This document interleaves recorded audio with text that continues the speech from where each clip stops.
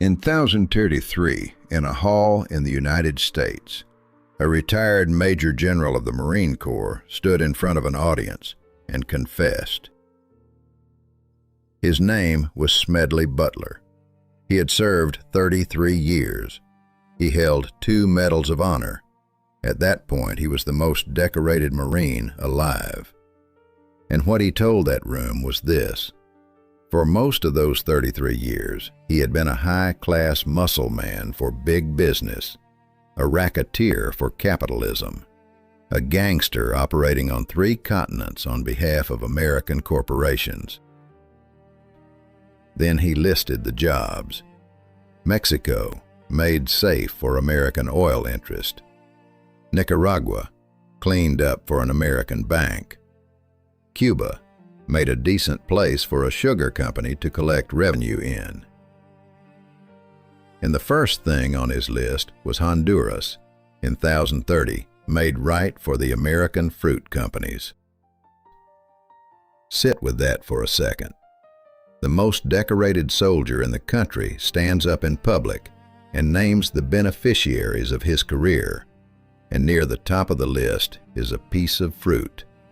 Not oil, not gold, not strategic territory, fruit. And not just any fruit, the single cheapest item in your supermarket, the one product on the shelf that has barely risen in price in 100 years. Something so ordinary you pick it up without looking at it, and so fragile that right now, while you're watching this, a fungus in the soil is killing it, and there is nothing on earth that can stop it. Between 1898 and 1934, the United States sent troops into Central America and the Caribbean more than 20 times. Historians have a name for that period. They call it the Banana Wars. That is not a metaphor, and it is not a joke. That is what the era is called in the textbooks.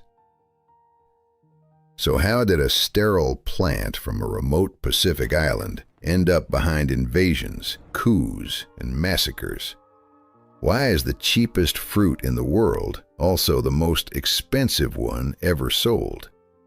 And why is the banana you held in your hand yesterday not the banana your great-grandfather held in his?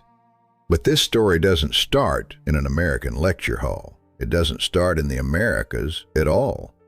It starts 7,000 years earlier on the other side of the planet in a swampy highland valley in the middle of the island of New Guinea, where the plant we now call the banana produced nothing edible whatsoever. Before we go there, there's one thing you need to understand. Everything else depends on it. Start with the basics. The banana is not a tree. What looks like a trunk isn't one. It's the bases of the leaves wrapped tightly around each other, a false stem. The real stem is underground.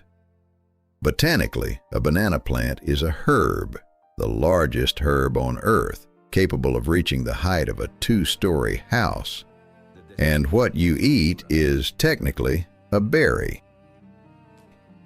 It gets better. The plant fruits exactly once in its life. It grows for 9 to 12 months, throws up a single flower spike, fills one bunch, and dies. Suckers push up from the underground rhizome and repeat the cycle. It lives for one harvest. And now the crucial part. The banana you buy cannot reproduce. It has no seeds, which means it has no way of leaving offspring. If humanity vanished tomorrow, the commercial banana would vanish with us within a few years, crowded out, shaded out, eaten alive by its own diseases. It exists only because every season a human being separates a sucker from the rhizome and carries it somewhere else. Every plant on every commercial plantation on the planet is not the descendant of another plant. It is literally the same plant, extended, copied, a clone. Hold on to that word. It explains everything that follows. Why bananas are so cheap, why empires were built on top of them, and why twice in a single century this fruit came to the edge of extinction. One more thing, what it's actually for. Bananas and their starchy cousin, the plantain, are the fourth most important food crop on the planet, after rice, wheat, and maize. For hundreds of millions of people across Africa, Asia, and Latin America, they are not dessert. They are bread. In Uganda, boiled banana, matoke, is eaten every day of the year. According to the UN's Food and Agriculture Organization, the food security and income of roughly 400 million people depend directly on this plant. It is the perfect food for the poor. It produces year-round, with no season, no milling, no threshing, no processing. It grows in mediocre soil, arrives in its own packaging, and delivers fast calories and potassium. To anyone who needs to feed a lot of people cheaply, it is the best thing nature ever invented. Except nature didn't invent it that way. We did. And the price we paid isn't printed on the sticker. The Cook Valley in the highlands of New Guinea around Paintesiat, BC. This is where archaeologists found one of the oldest farming systems on the planet, a network of drainage ditches cut into waterlogged ground to move water off the fields. It's a UNESCO World Heritage Site, and it is one of the handful of places on Earth where human beings invented agriculture independently, with nobody to teach them. One of the plants they grew there was the wild banana, and here's the astonishing part. You could not eat it, not in any sense we'd recognize. The fruit of wild musa is packed with hard black seeds the size of a chickpea, each one like a small stone. There's almost no flesh, a thin film between seed and seed. Bite into it and you break a tooth. So what were they growing? Everything else. The people of New Guinea ate banana flowers, large, fleshy, and still eaten across Southeast Asia today. They ate the underground corms. They stripped fiber from the false stem for rope, matting, and cloth. They roofed with the enormous leaves, wrapped food in them, served meals on them. Do you see what happened? The banana was not domesticated for the banana. The plant was adopted into the human household for everything except its fruit. The fruit was a useless appendage. That's the first paradox of this story. The thing that millions of people now work for, and thousands of refrigerated ships now cross oceans for, was at the beginning waste. But every so often, very rarely, a defective plant would appear in the plot. It had an error. Instead of the normal double set of chromosomes, it got a triple set. A plant like that cannot form reproductive cells properly, so it cannot set seed. But it fills the fruit anyway. That's parthenocarpy, fruit development without fertilization. Where a normal banana had hard seeds, the defective one had empty space, and the empty space filled with flesh. For the plant, this is a death sentence. It's sterile, a genetic dead end, the last link in its line. In the wild, a specimen like that delivers its single bunch, drops it in the mud, and disappears without a trace. Except this wasn't the wild. There was a human being standing there. And the human, seeing a soft fruit with no seeds in it, did the one thing that could rescue that dead end. Dug up a sucker from the rhizome and replanted it beside the house. From that second on, the plant and our species entered into a bargain that has now run for 7,000 years. The banana gives us all the flesh it would otherwise have spent on seeds. We, in return, become its only method of reproduction. Its hands, its wind, its bees. Without us, it has no future at all. Pay attention to this detail, because it explains everything that follows.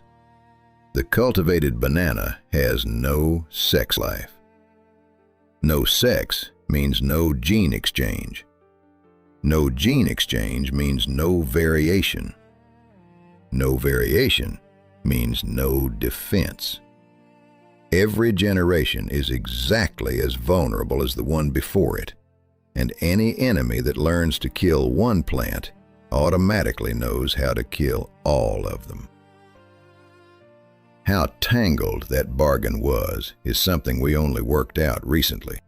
In 2022, an international team of geneticists read the DNA of more than 200 samples from the world's largest banana collection and found that the genomes of cultivated varieties carry traces of at least 3 wild ancestors science has never located.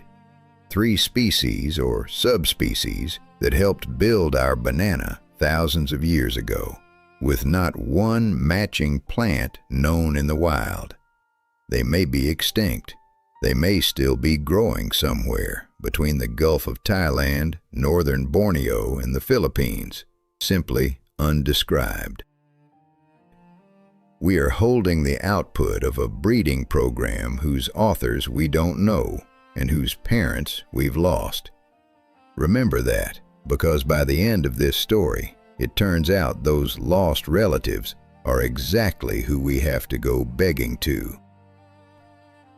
Then the banana started traveling, and it traveled not as a seed in a sack, but as a living plant, because it had no other option. That matters more than it sounds. Wheat moves as a handful of grain in your pocket. A banana has to move as a rhizome, heavy, wet, alive, thirsty. Every time a banana appears somewhere new on the map, it means somebody deliberately hauled it there across water.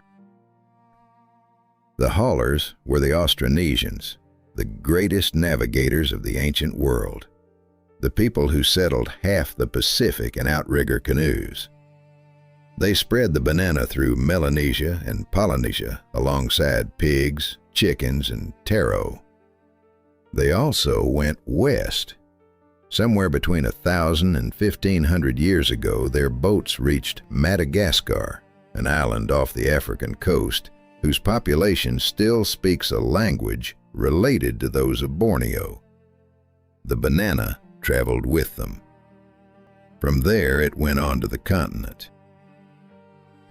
In Africa, it detonated. In the Great Lakes region, modern Uganda, Tanzania, Rwanda, and Burundi, it became the foundation of life.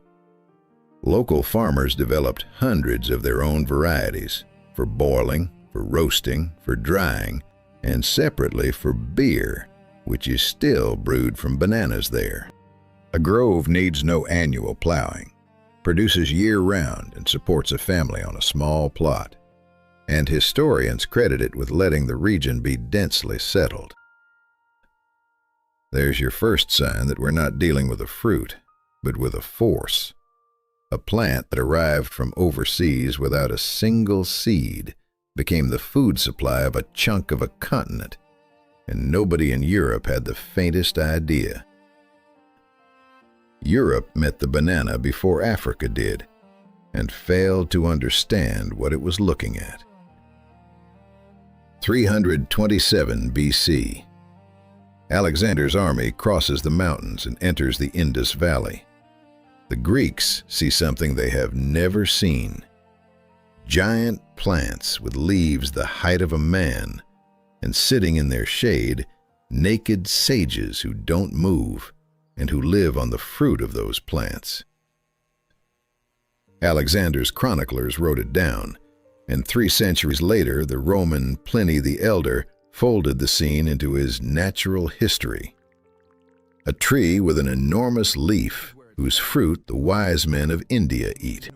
Out of that scene came a botanical name that lasted for centuries, Musa sapientum, the banana of the sages. That's how the banana entered European writing, not as a commodity, not as food, as a detail of somebody else's holiness. In India, it genuinely was that, and still is. The leaf serves as a plate in temples and at festivals. And in the Buddhist tradition, the banana stem is the standing image of impermanence. You peel away layer after layer and never find a core, because there isn't one. Hold that image. It comes back at the end. In Europe, meanwhile, nothing changed for 2,000 years. The banana stayed exactly what it had been to the Greeks, an exotic rumor from the edge of the world. To become a commodity, it needed different people. People who knew how to turn plants into money. Those people spoke Arabic. From roughly the 8th century onward, Arab merchants stitched India, East Africa, and the Mediterranean into a single trading network. Spices, ivory, gold, and slaves moved along it, and so did plants. The banana went with them into Egypt, the Levant, North Africa, and the coast of what is now Tanzania and Kenya, from where local farmers carried it inland. And here's the first etymology of this story. Our word banana is Arabic, from banan, meaning finger, which explains the anatomy of a purchase you repeat every week without noticing. A bunch of bananas is called, in the global trade, a hand, and each fruit on that hand is a finger. That's not slang. That's how it's written in contracts and commodity reports. You are buying a hand, or tearing a finger off one. Arab authors describe the banana as a wonder, and in Islamic tradition there's a reading in which the tree of paradise mentioned in the Quran is the banana plant. Crusaders came home from the Levant with stories about the apple of paradise, and the name stuck. Across much of Europe, for centuries, that's what a banana was called. The significance is simple. For the first time in 7,000 years, the banana stopped being the thing growing behind your house and became the thing somebody carries somewhere to make money on. It became cargo. But the big leap needed one more voyage, and that one went west.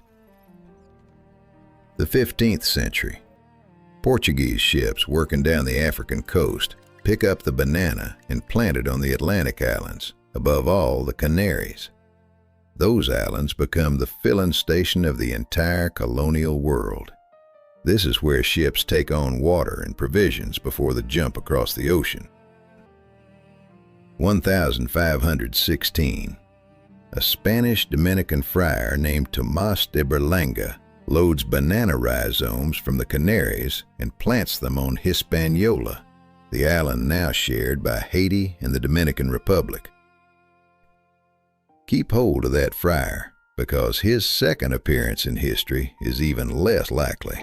19 years later, sailing from Panama to Peru, the current drags him out to sea and he makes an accidental landfall on a group of uninhabited islands full of giant tortoises.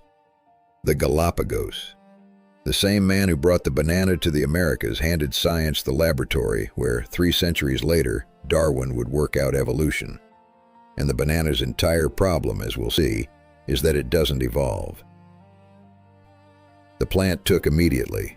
The climate of the Caribbean and Central America turned out to suit it better than anywhere else on the planet. Within decades, there were bananas from Mexico to Brazil. But understand what kind of arrival this was.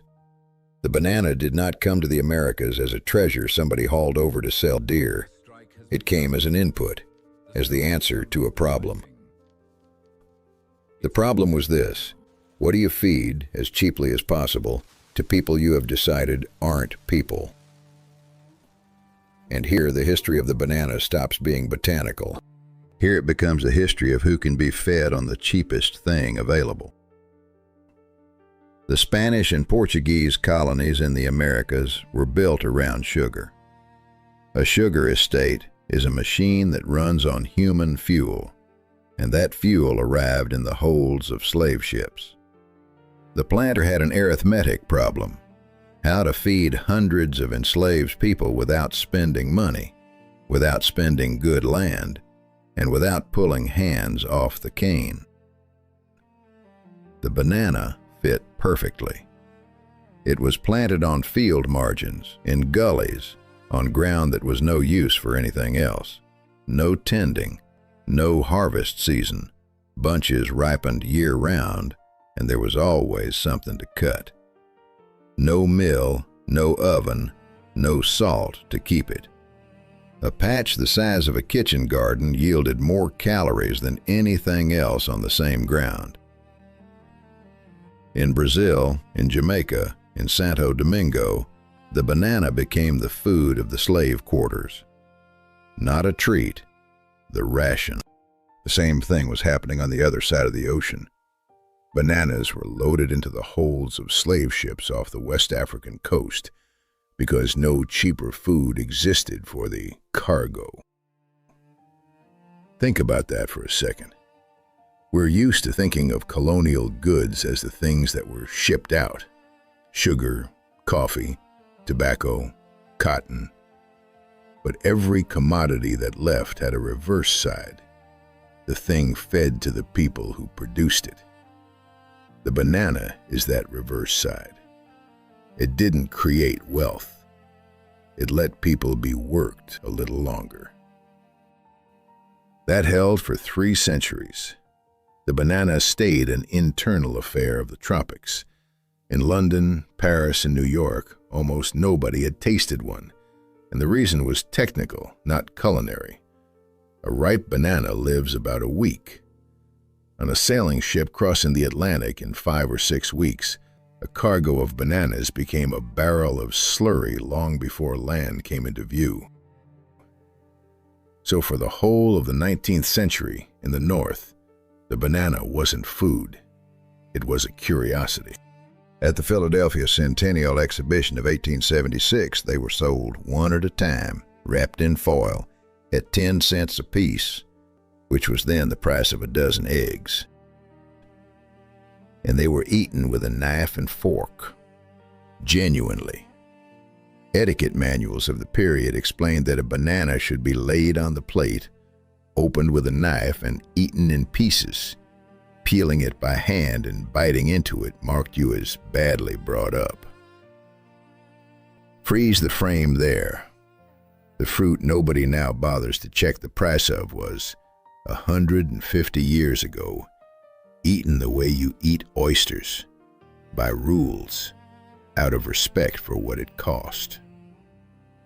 The whole story we're taking apart fits between those 2 images. Because somewhere between them, a captain from Cape Cod made a bet that changed everything. 1870.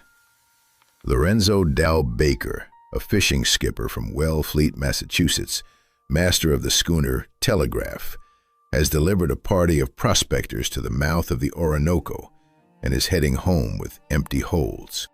He calls at Jamaica and, with what money he has left, buys 160 bunches of bananas.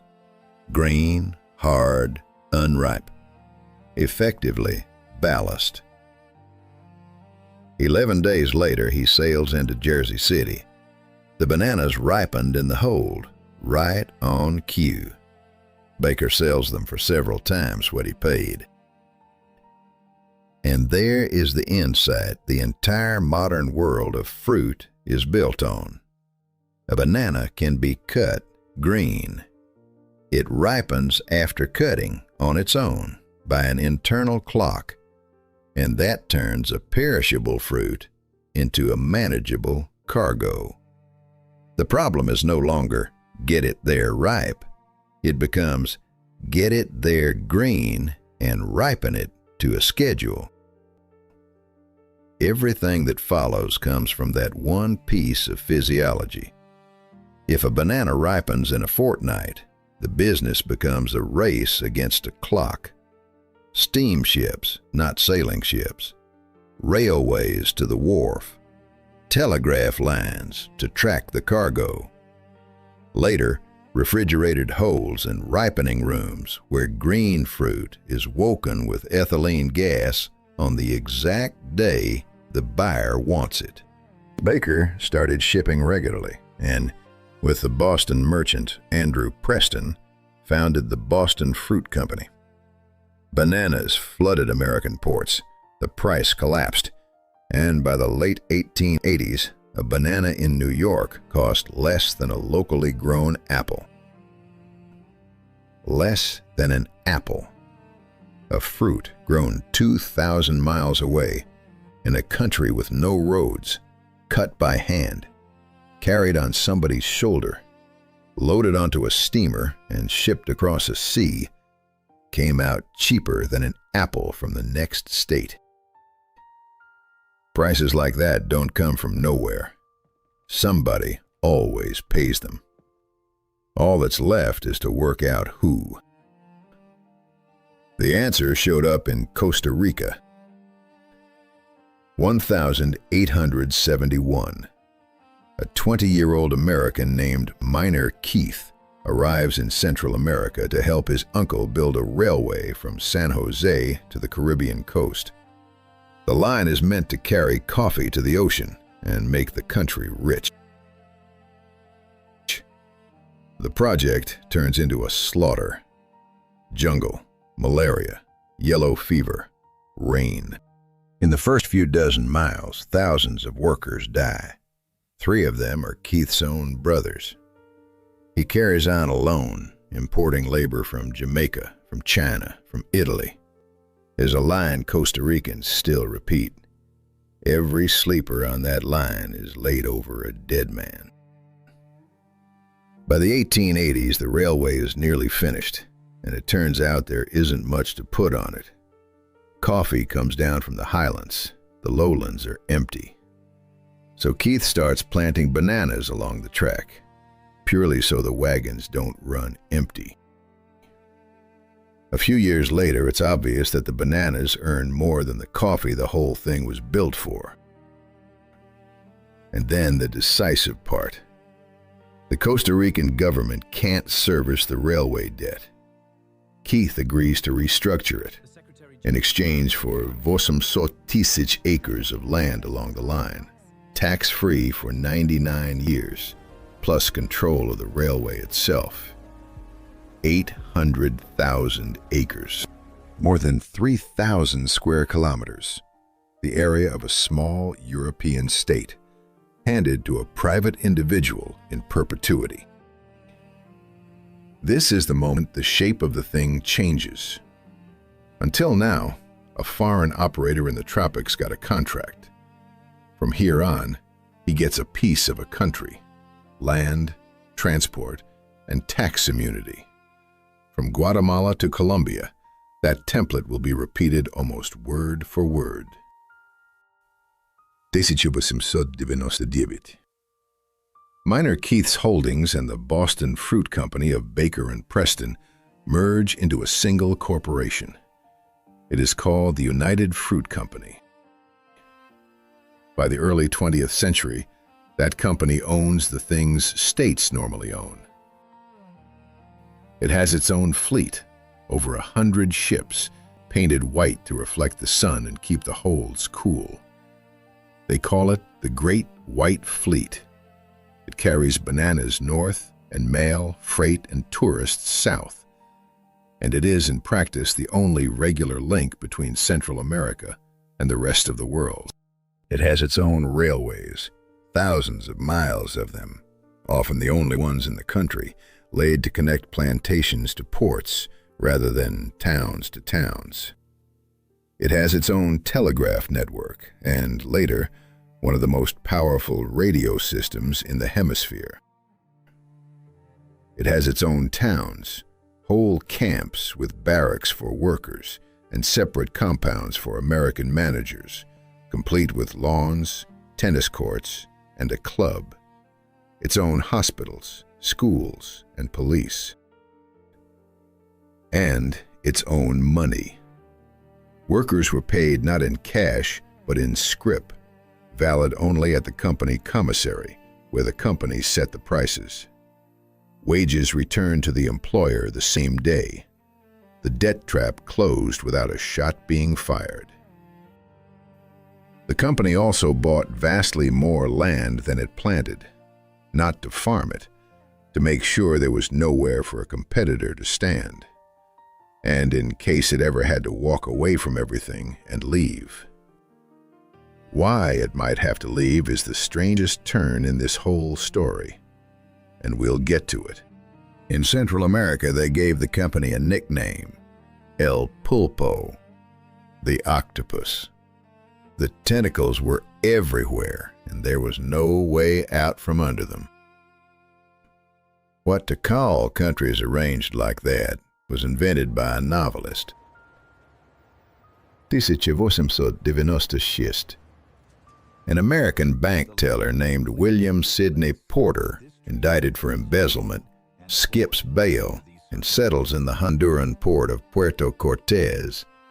He spends several months watching a country with no roads, no budget, and no stable government revolve entirely around a wharf, a steamer, and a load of green bunches.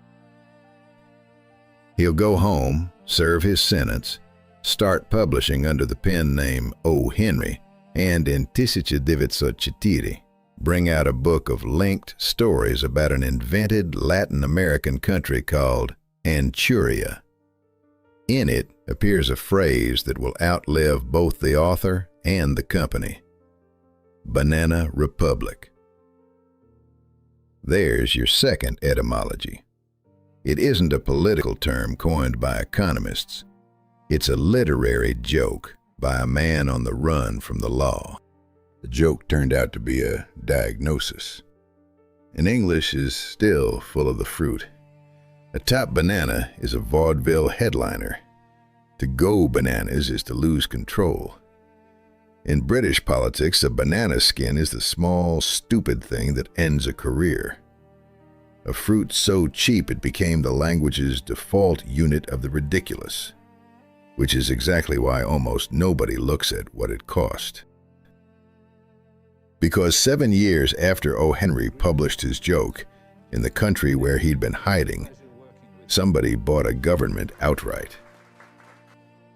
Samuel Zemurray was born in 1877 to a Jewish family near Kishinev in the Russian Empire. At 14, he arrived in America with no money and almost no English. He started where the big traders weren't looking, buying the overripe bananas the shipping companies dumped as unsellable, and racing them inland by rail on urgent freight terms he negotiated himself. He sold at half price, but he sold all of it. By his 30s, Sam the Banana Man owned his own firm, Cuyamel Fruit, and tens of thousands of acres in Honduras. Then the Honduran government began negotiating a deal with American bankers that would have ended the fruit company's tax exemptions. Zemurray finds the deposed former president of Honduras, Manuel Bonilla, and a professional mercenary named Lee Christmas. He buys a decommissioned yacht, the Hornet, loads it with weapons, and lands a force on the coast. Weeks later, Bonilla is president again. The new government immediately confirms Zemurray's concessions and tax exemptions. He is credited with a line still quoted across Central America: "In Honduras, a deputy is cheaper than a mule." The difference between Zemurray and Keith is fundamental and worth naming. Keith negotiated with the state. Zemurray replaced the state. The company stopped being a player inside somebody else's politics and became the source of it. And here is where the man from our opening comes back. Because Zemurray's private coup wasn't an outlier. It was the freelance version of official policy. Between 1898 and 1934, U.S. forces landed in Central America and the Caribbean again and again. Honduras in 1903, 1907, 1911, 1912, 1924, 1925. Haiti under occupation for 19 years. The Dominican Republic for 8. Nicaragua for the better part of 2 decades. Historians file the whole period under one heading: the Banana Wars. Smedley Butler was there for a great deal of it. Honduras and Nicaragua, Haiti, where he won his 2nd Medal of Honor. 33 years of it, and then a retirement spent telling anyone who would listen that he had been muscle for a business model, and that next to the corporations he served, an ordinary gangster running a racket in 3 city blocks was an amateur. That's the machine. A private company with a fleet, a railway network, and a currency. A set of governments it could rent, and behind both, a Marine Corps that would land if the arrangement was ever seriously threatened. The thing about a machine like that is that it doesn't need to be evil at any particular moment. It just needs to keep running. And in 28 in Colombia, it ran over several thousand people who were asleep. November 1928. The banana zone of Magdalena Department on Colombia's Caribbean coast. More than 25,000 United Fruit workers go on strike, the largest strike in the country's history to that point. Their list of demands is worth reading in full, because the whole mechanism is in it. First, that the company recognize them as its workers. Formally, they weren't.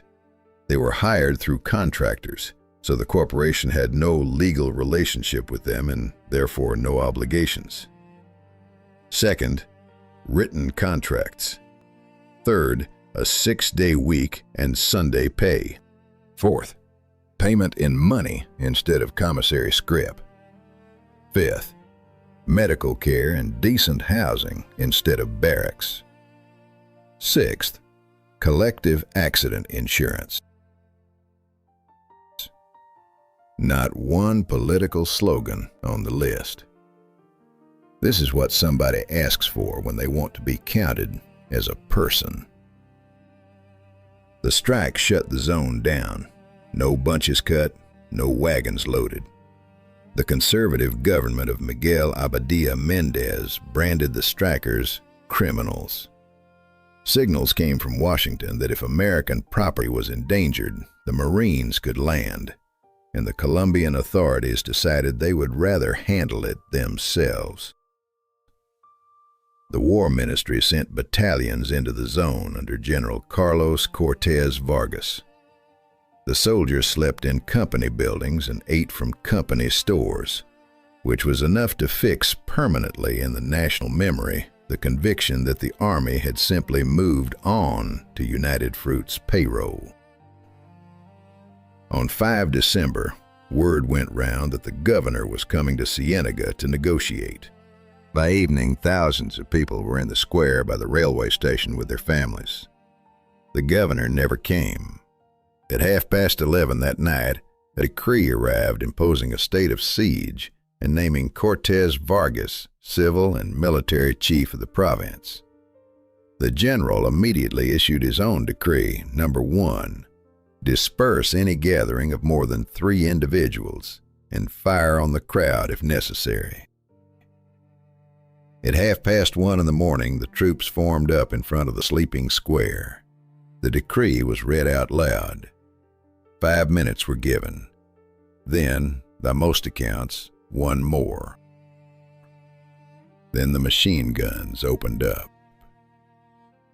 And here's what makes this genuinely dark. The death toll was never established. The general reported 9 dead. The government said 13.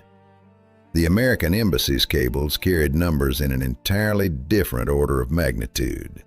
There was no official inquiry. There was press censorship. Survivors were hunted. Leaders were tried by military tribunal, and the zone stayed under military occupation for close to a year.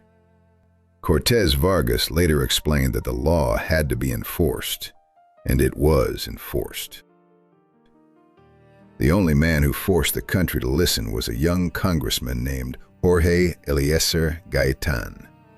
He traveled to the Banana Zone, collected testimony, and dumped it on the floor of Congress. It made him a national figure, and 20 years later, in 1611, he was shot dead on a street in Bogotá, after which Colombia collapsed into the decade of killing known as La Violencia. And in the town of Aracataca, in that same Banana Zone, a boy had been born the year before the massacre, a boy whose grandfather told him about that night throughout his childhood. Gabriel Garcia Marquez turned it into the most famous scene in Latin American literature. The dead loaded into railway wagons, carried to the sea, and a whole country that by morning remembers nothing happened. Here's the part almost nobody processes. Millions of people read that scene in school and filed it under magical realism, under poetic exaggeration, under symbol. It wasn't. It was reporting. And the argument about how many died is still open today.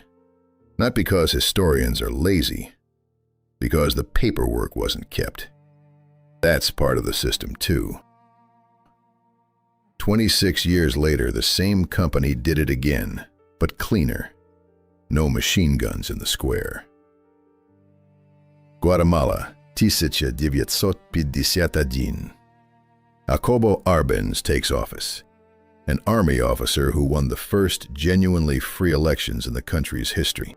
Guatemala at that point is a state where 2% of landowners hold more than 70% of the arable land, and where United Fruit is the largest landowner, the largest employer, and the owner of the railways, the only Atlantic port, and the telegraph.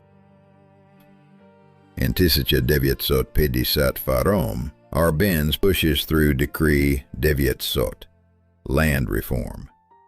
The mechanism was almost mockingly tidy. Only uncultivated land on large estates was expropriated. It wasn't taken for free.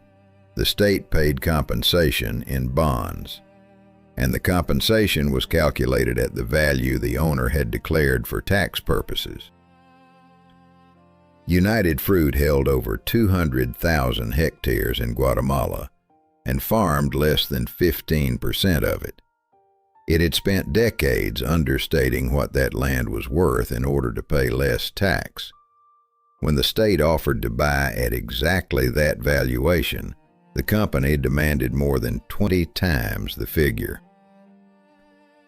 And now comes a piece of work that deserves its own chapter, because it didn't only change Guatemala. The company hired Edward Bernays, the man they call the father of public relations, Sigmund Freud's nephew, and the author of the idea that public opinion can be manufactured like any other industrial product. Bernays organized trips to Guatemala for American journalists along carefully prepared routes. He mailed ready-to-print material to newsrooms, and he put one idea at the center of everything. This is not about land, and it is not about tax. This is Moscow building a beachhead 2 hours flying time from New Orleans. At the height of McCarthyism, that idea landed perfectly. Then there was the geography of power.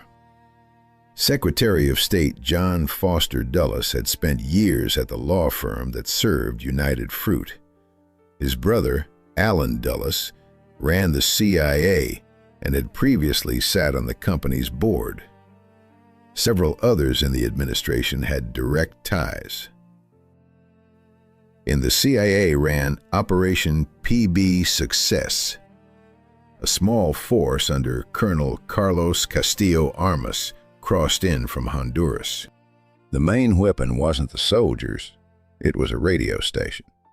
The voice of liberation broadcast round the clock about the advance of an enormous army that did not exist. Aircraft flew over the capital dropping bombs and leaflets. Arbenz's army refused to fight. 10 days later, the president resigned and left the country. The land reform was canceled, the estates returned, the unions broken, thousands arrested. Within a few years, Guatemala fell into a civil war that ran 36 years, and according to the UN-backed Commission for Historical Clarification, left more than 200,000 people dead or disappeared. The overwhelming majority were indigenous Maya. The Commission classified the Army's actions in several regions as acts of genocide. Sit with the proportions for a second. An argument about the tax valuation of some fields ended in 36 years of war and 200,000 deaths. But while the company was fighting over land above ground, another war was already running underneath it, and that one the company lost outright. The enemy was Fusarium oxysporum, a soil fungus. It enters through the roots and blocks the vessels that carry water. The plant wilts standing up in wet soil as if something had shut it off from the inside. The leaves yellow and hang in a collar around the stem. The bunch never fills. The disease took its name from the place it was first described, Panama Disease. The first outbreaks were noticed in the late 19th century. By the 1920s, it was moving through Central America as a front. And here's what they discovered. There is nothing to be done. The fungus lives in the soil, not on the plant. Its resting spores survive in the ground for decades and shrug off almost anything. Fungicides don't reach them. Flooding doesn't work. Fallowing doesn't work. Contaminated land stays contaminated for a generation. So the companies did the only thing they knew how to do: abandon the land and move. They left the fungus an entire plantation, camp, barracks, school, hospital, narrow gauge railway, cut a new line into the jungle, and started again. Whole towns emptied in a season. Now you understand why United Fruit bought so much more land than it planted. It wasn't appetite. It was insurance against a fungus. The vast land banks, the 99-year exemptions, the new railways, the new concessions, the new governments. Half the political history of Central America grew out of a single biological fact. You cannot cure a banana. You can only run away from it. Running didn't work. By the 1950s, the variety the entire world business had been built on, Gros Michel, big, aromatic, thick-skinned, known in the trade as Big Mike, was commercially dead. Not scarce, dead. Export plantations were being wiped out wholesale. That's the price of a clone. While there's no enemy, monoculture is unbeatable. Every plant is identical, so every plant yields the same, ripens the same, packs the same. But the moment something learns to kill one of them, it knows how to kill all of them. Not part of the crop, the commercial species. Salvation arrived from the least likely place imaginable, an English glass house. The 1830s, Chatsworth House in Derbyshire, seat of the Duke of Devonshire. The head gardener, a man called Joseph Paxton, who 20 years later would build the Crystal Palace for the Great Exhibition, is given a banana plant brought from Mauritius and coaxes it into fruit under heated glass. He names the variety after his employers, Cavendish. For over a century, that variety was an ornamental curiosity. It tastes flatter than Gros Michel, its skin is thinner, it travels worse, and it bruises if you look at it. No company would have chosen it willingly. But it had one property. It didn't sicken from the strain of Fusarium killing Gros Michel. And in the 1950s and 60s, the entire global industry moved onto it. Wholesale. That thin skin meant inventing the cardboard box in place of whole stems carried on a shoulder, changing the stowage, changing the ships, building ripening rooms. That's when the banana finally became what it is now, an industrial product with a ripening timetable. You eat Cavendish. Your great-grandfather ate Gros Michel. They are different fruits, and the flavor between them is gone for good. On flavor, incidentally, artificial banana flavoring is often said to really taste of Gros Michel. That's a lovely but unproven legend. Isoamyl acetate was synthesized long before the old variety collapsed, and what it does is exaggerate one note present in any banana. But something inside the legend is true. We really are remembering a flavor that no longer exists. And now, the point of all of it. The industry cured itself using exactly the method that had killed it. It replaced one clone with another clone. Today, Cavendish is roughly half of world banana production and effectively 100% of the export trade. Billions of plants across 5 continents, from Ecuador to the Philippines, genetic copies of each other, descended from that plant in an English duke's greenhouse. We stepped on the same rake, knowingly, because it's cheaper. One more thing had to happen before the banana could sit in your kitchen exactly the way it does. Shoppers didn't know how to handle it. A green banana looked like defective goods. Brown flecks looked like rot. And people put them in the refrigerator, where the skin turns black overnight, then took them back to the store. So United Fruit did something nobody had done with a piece of fruit. It turned it into a brand. And Miss Chiquita appeared, a banana woman in a fruit hat modeled on the image of a Latin American singer. Her song played on the radio dozens of times a day and was pure instruction manual. Keep bananas at room temperature, never in the fridge. One of the most effective campaigns of the 20th century, and its job wasn't to sell bananas, but to teach a country how to use them. In 1963, the company began sticking a label on every individual fruit. It sounds trivial. It's a revolution. For the first time in retail history, the branding went not on the packaging, not on the crate, but on the produce itself, unit by unit. Every sticker you've ever peeled off an apple or an avocado exists because of the banana.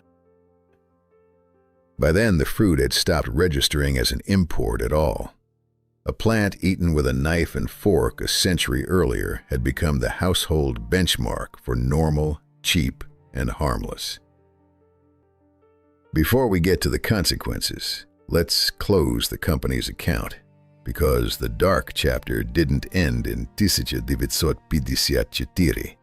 In 1970, United Fruit merged into a conglomerate called United Brands, run by the financier Eli Black. In 1974, Hurricane Fifi flattened the Honduran plantations, and the Honduran government raised the banana export tax.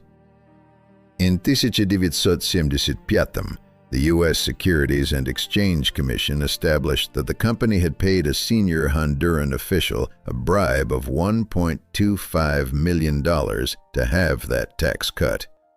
The scandal was named Bananagate.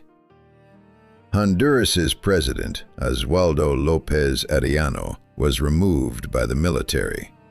Eli Black took his own life in his New York office before the story broke. The company changed its name again. Today, it's Chiquita Brands.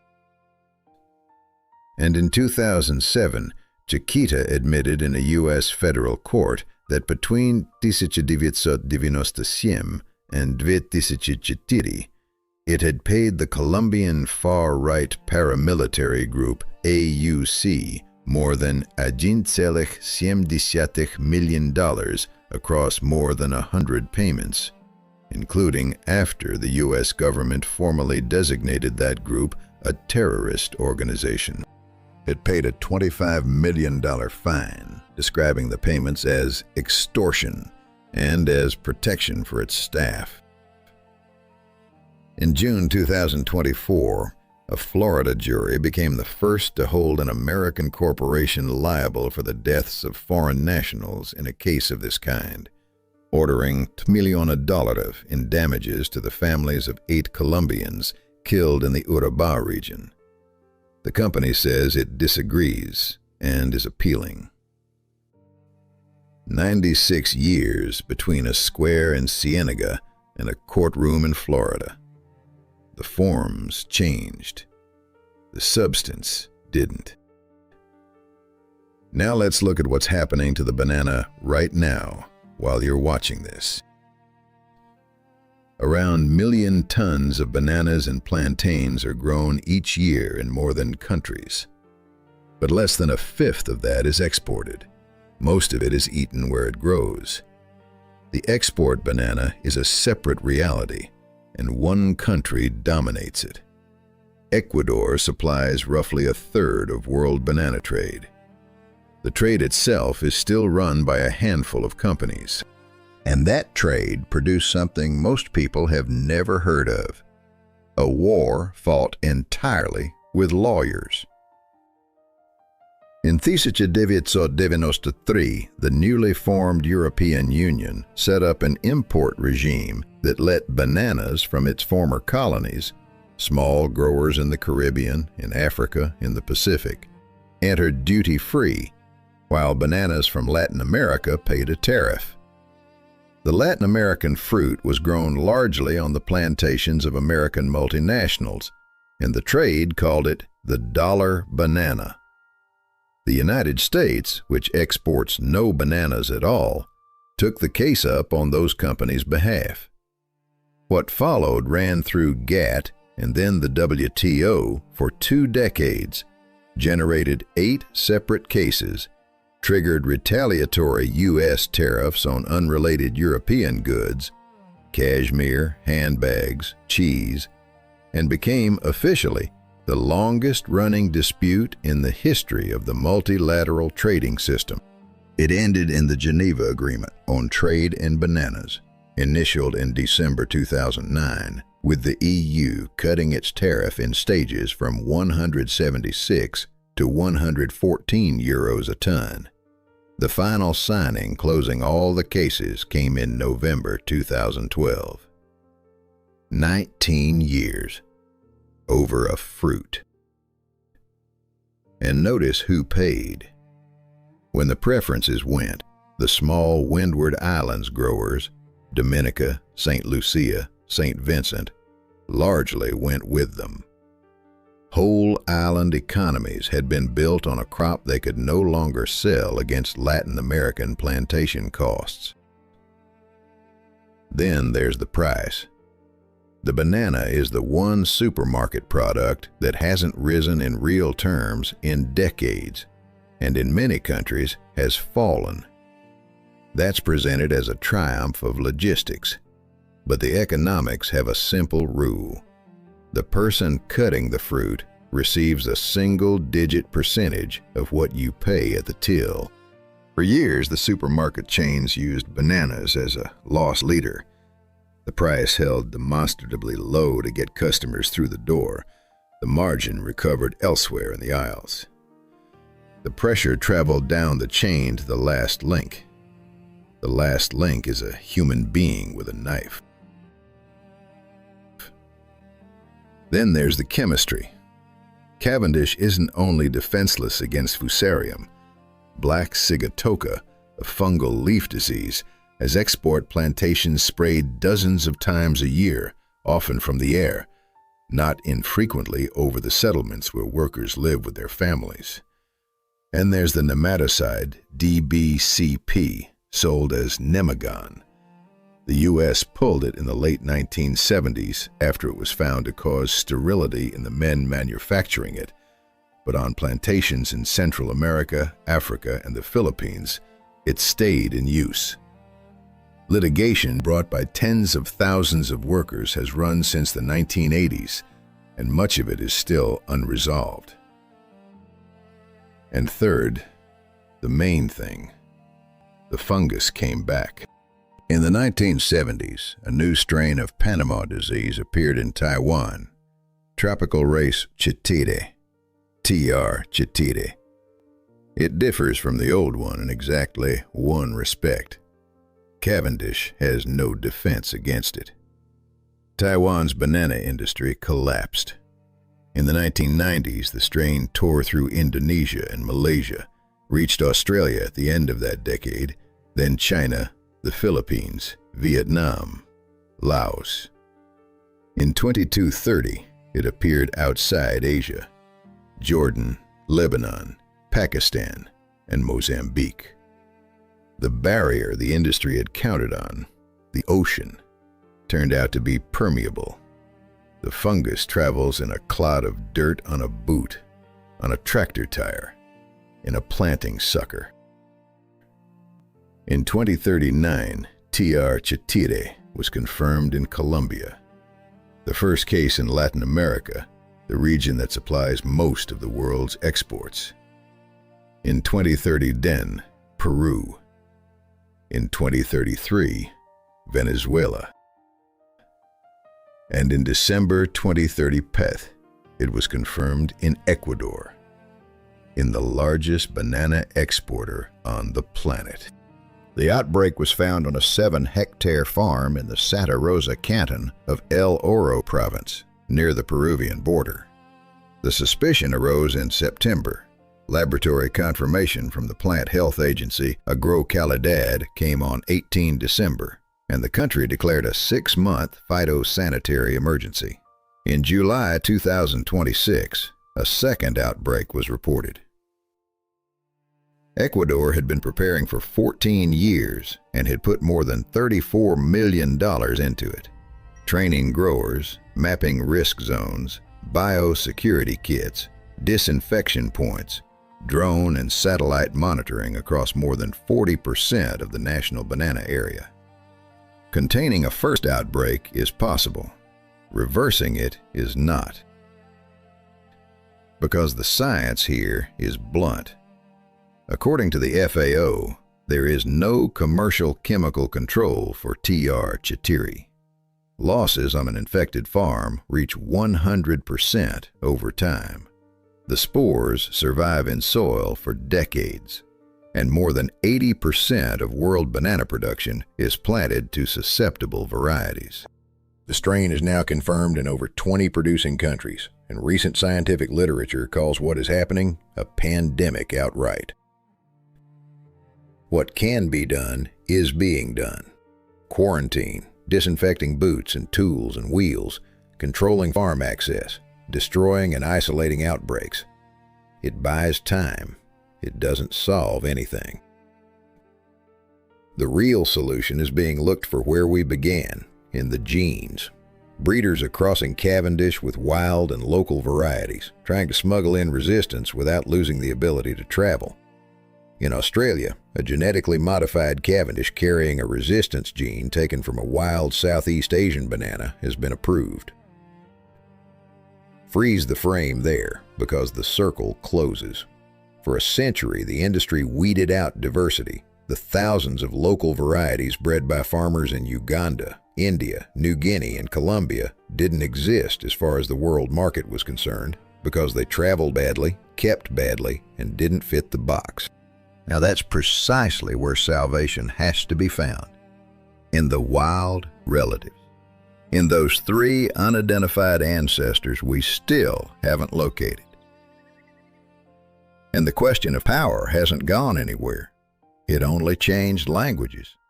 It used to be a fleet, a mercenary, and a telegraph line.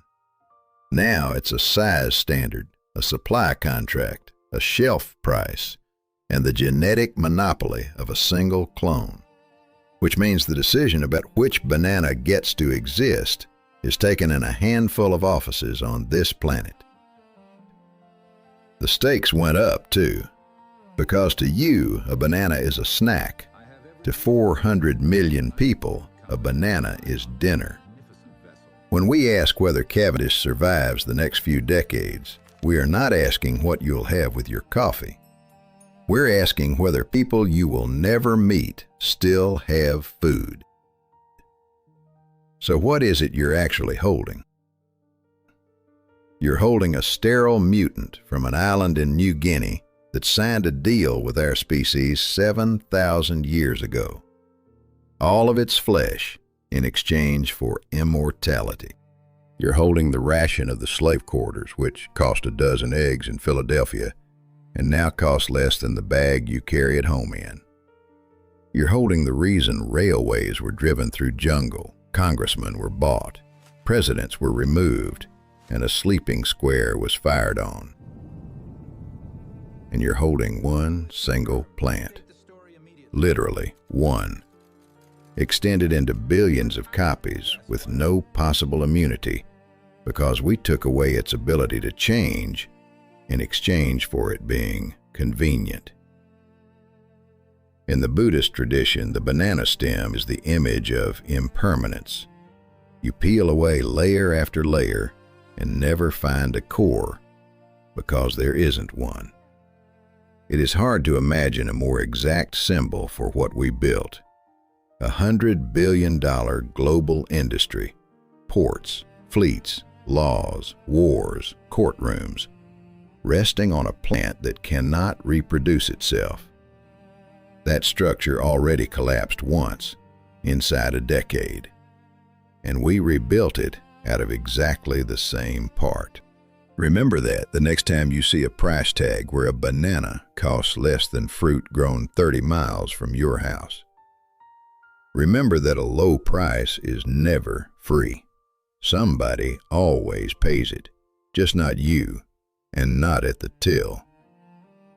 Remember that the things that look permanent and obvious usually rest on one single support that nobody thinks about while it's still standing. And the next time you reach for a banana, hold your hand there for a second. You're picking up the cheapest fruit in the world and the most expensive one ever sold. If you made it this far, subscribe. We've got a lot more stories like this coming. And tell me in the comments which moment surprised you most, that bananas were domesticated by people with no interest in the fruit, that Banana Republic was coined by a novelist on the run, or that a decorated Marine general spent his retirement telling America exactly who he'd been working for.